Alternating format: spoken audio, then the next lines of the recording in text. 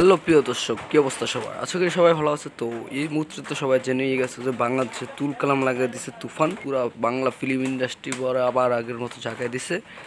তো কত আয় করলো, কী করলো না করলো সেই বিস্তারিত আজকে জানবো। তো ভিডিওটা সম্পূর্ণ দেখার অনুরোধ রইল। তুফানের IMDb রেটিং খুবই সেই মাথা নষ্ট করা 8.4 আউট অফ 10। তো বাংলা সিনেমা 8.4 মানে মাথা নষ্ট। যেরকম বাংলা সিনেমায় আমরা বহুদিন পর দেখলাম এরকম একটা রেটিং। তো তুফান একটা মাথা নষ্টকর সিনেমা। তো আজকে পর্যন্ত তুফান আয় করছে 10 দিনে 25 কোটি টাকা, যা বাংলাদেশের জন্য মাথা নষ্টকর। আরও কত যে কামাইবো তুফান।